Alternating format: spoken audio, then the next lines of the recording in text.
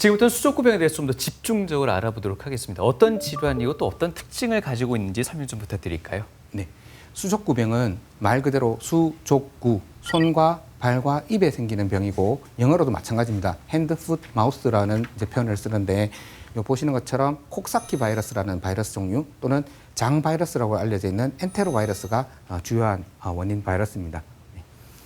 그 다음으로는 특징적으로 여름철, 그래서 우리나라 같으면 늦여름, 늦봄, 특히 대구는 거의 봄이 없이 바로 여름을 가기 네. 때문에 봄철부터 해서 늦가을까지. 근데 초가을까지는 사실은 조금 원래 많은 걸로 돼 있고 올해는 지금 다른 때보다 좀 늦게 시작해서 늦가을까지도 조금 주의해야 될 것 같습니다.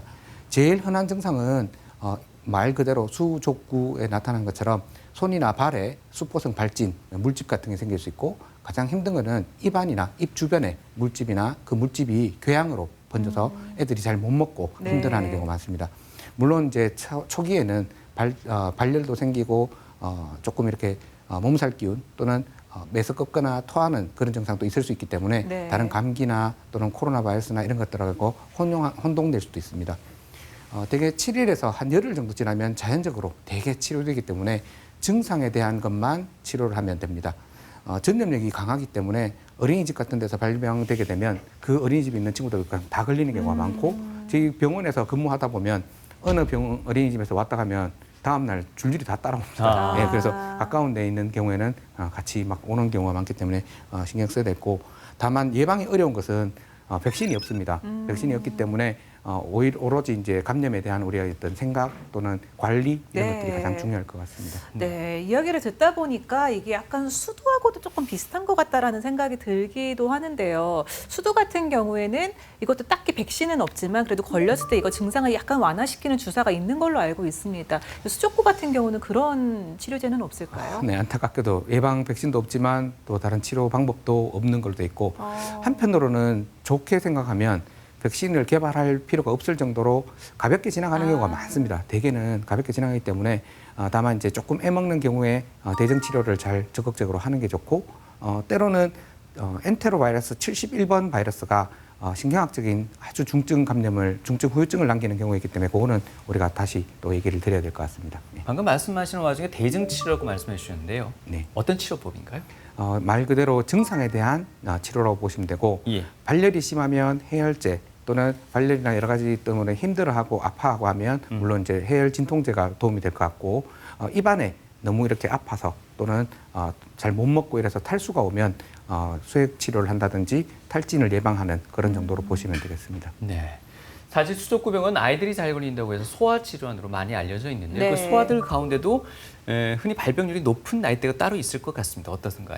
대개는 아무래도 어리면 어릴수록 감염력이 이제 면역력이 약하기 때문에 감염이 더 잘 되는 경우인데 예. 대개의 바이러스 감염은 아기들 특히 영아들 돌 전에 만 1세 되기 전에 아기들한테는 아무래도 조금은 잘 덜 걸리는 편입니다. 그거는 엄마한테 건강한 엄마로부터 받은 면역 물질들이 그때까지는 어느 정도 버텨주기 때문에 잘 덜 생기는데 네. 그래도 물론 이제 생길 수는 있고요.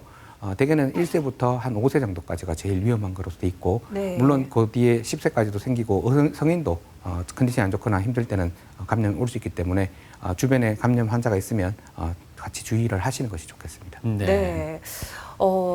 말씀하신 것처럼 돌 전에는 그래도 엄마의 면역력이 있어서 애들이 괜찮다라고 뭐 방심까지 한 건 아니지만 괜찮을 거라고 생각했는데 제 주변 지인이 이제 겨우 100일을 넘겼는데 너무 고생을 많이 한 경우도 있기는 합니다. 네. 잘 안 걸리지만 걸리면 아무래도 제일 어리고 또 표현도 할 수 없고 네. 또 어리면 어릴수록 탈수에 되게 예민하고 심지어는 너무 어린 경우는 사실은 해열제도 적응증이 안 되기 때문에 해열제도 적극적으로 쓸 수 없는 상황이 오면 많이 힘들 수밖에 없습니다.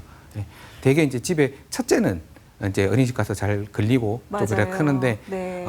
첫째가 조금 크고 나서 둘째가 아직 어린데 네. 위에 애가 이제 걸려서 오면 밑에는 훨씬 더 심하게 앓는 경우가 많습니다. 뭐 다행스럽다 할 수는 없지만 뭐 위로를 해드리자면 둘째가 어린이집 가면 그래도 덜 걸립니다. 예전에 걸렸던 것 때문에. 네. 첫째보다는 둘째가 조금 덜 위중하다고 말씀도 주셨는데요. 그러니까 둘째가 걸리면 예. 그 어릴 때는 잘 걸리지만 그때 걸렸던 면역력이 조금 생기면 다음 걸릴 때는 대개는 경하게 지나간다는 성인들의 경우에도 수족구병 환자가 발병률이 어느 정도 됩니까? 발병률은 따로 보고된 거는 없고요. 예. 다만 어른들이 애들보다는 안 걸리기 때문에 예전에는 어른들한테는 안 걸린다고까지도 알려져 있었었는데 네. 그리고 실제로 입이나 손에 딱 표시가 안 나고 가볍게 지나가는 경우는 걸렸더라도 모르고 지나가고 그냥 감기라고 생각하고 그냥 지나가시는 분들이 많았습니다. 그렇지만 최근에는 보면 핵가족이고 단촐하게 지내다 보면 표시도 나고 또는 애가 걸린 걸 보면 이제 홍보나 이런 걸 자료를 보고 이제 이게 무슨 병인지를 아시기 때문에 네. 더 빨리 잘 찾아내시는 것 같은데 그래도 어른들이 애들보다는 경하게 지나가는 경우가 많고 훨씬 면역력이 좋기 때문에 안 걸리는 경우도 많습니다. 그렇게 말씀하신다면 제 사례는 완전 반대의 경우가 될 것도 같은데요. 네. 첫째가 잠시 수족구 때문에 좀 아픔을 겪었는데 좀 나아진다 싶었는데 어느 순간부터 제가 갑자기 손발에 붉은 반점도 많이 생겼고요. 목도 심하게 따가워서 방송을 못하고 휴가를 낼 수밖에 없었거든요. 네. 예, 그런 사례 중에 한 명이 저였던 것 같습니다. 네, 증상으로 봐서는 수족구를 맞으신 것 같고 예. 당시에 이제 면역이 떨어지거나 너무 과로를 한다든지 이거는 아무래도 감염병에는 더 취약한 상황이 되기 때문에 그래서 그랬던 것 같습니다.